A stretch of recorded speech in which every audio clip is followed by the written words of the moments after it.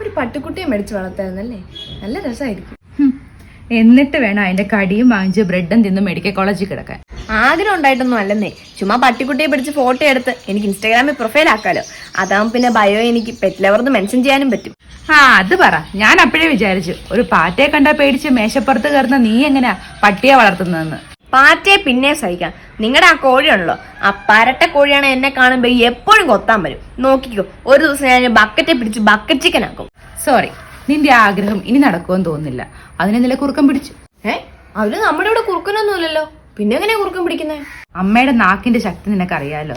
ഇന്നലെ ആ കോഴിയെ നോക്കി പറയുക, നല്ല ഇറച്ചിയുള്ള കോഴിയാ, വില കുറുക്കനും കണ്ട അപ്പം തട്ടുവന്ന്.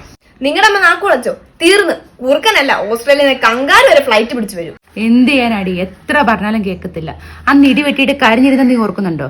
അതേ പിന്നെ പറഞ്ഞിട്ടില്ല, പിന്നെ ഇപ്പൊ വീണ്ടും തുടങ്ങിയിട്ടുണ്ട്. അമ്മേ, ഈ അച്ഛമ്മടുത്ത് മിണ്ടാതിരിക്കാൻ പറഞ്ഞേ. അയ്യോ, എന്നാ പറ്റുന്നു മോളെ? ഞാൻ റൂമിൽ കയറുന്നിട്ട് അച്ഛമ്മ പറഞ്ഞു, മോളെ നോക്കി നടക്ക് അല്ലെങ്കിൽ തല ഇടിക്കുമെന്ന് പറഞ്ഞു. ഞാൻ ശരിന്ന് പറഞ്ഞ് തിരിഞ്ഞതുമല്ല, അപ്പ തല ഇടിച്ചു. ഷോ, വല്ല പൂച്ചയായിരുന്നെങ്കിൽ ചാക്കി കെട്ടി കളയായിരുന്നു. ഇതിപ്പോ എന്തോ ചെയ്യാനാ? പക്ഷെ അങ്ങനെയൊന്നും പറയാന്നേ, നടക്കണമെന്ന് വെച്ച് പറയുന്നതല്ലല്ലോ, സംഭവിച്ചു പോകുന്നല്ലേ. എങ്കിൽ നീ ഒരു കാര്യം ചെയ്യ്, ഒരാഴ്ച വീട്ടിൽ കൊണ്ട് നിർത്ത്. അയ്യടാ, അതിനെന്റെ അപ്പനെ ആക്രിക്കച്ചവടല്ല. എനിക്ക് വേണ്ടിയിട്ട് ആരും അടി ഉണ്ടാക്കണ്ട. എനിക്കറിയാം, ഞാൻ കാരണം ഒത്തിരി പ്രശ്നം വീട്ടിലുണ്ടാകുന്നുണ്ടെന്ന്. എന്നെ വല്ല വൃത്തസാധനത്തിനും കൊണ്ടാക്ക്, ഞാൻ അവിടെങ്ങാനും നിന്നോളാം. ചുമ്മാ അങ്ങനെയൊന്നും ചിന്തിക്കാതെ, പറയുമ്പോ നടക്കുന്നത് നമ്മുടെ തോന്നല, അതിപ്പോ പറഞ്ഞില്ലേലും നടക്കും. നിനക്കത് മനസ്സിലാവുന്നുണ്ട്, പക്ഷെ ഇവക്കത് മനസ്സിലാകണ്ടേ. ഇവളെവിടെങ്കിലും കാല് തട്ടി വീണ ഞാനല്ലേ നോക്കാനുള്ളൂ. എന്റെ ദൈവമേ, ഇനി ഞാൻ ഇവിടുന്ന് എങ്ങനെ എണ്ണീക്കും? എനിക്ക് പേടിയാവുക. പിന്നെ അത് തന്നെ പറയുന്നു, ഇതൊക്കെ തോന്നലാന്നേ. ഞാൻ ഇപ്പൊ തെളിച്ചരാം. എണീറ്റേ, ഇതേ നോക്കിക്കേ, എന്തായാലും പറ്റുമോ? ഇല്ല, ഇതാ ഞാൻ പറഞ്ഞതൊക്കെ വെറും തോന്നലാന്ന്.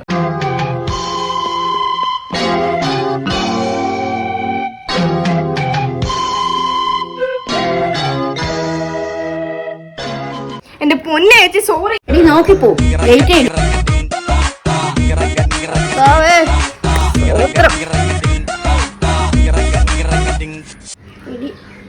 ദൈവത്തേകത്ത് ഒന്നും പറയരുത്, ഞാൻ കുഞ്ഞല്ലേ, എനിക്ക് താങ്ങാനുള്ള ശേഷി ഇല്ല.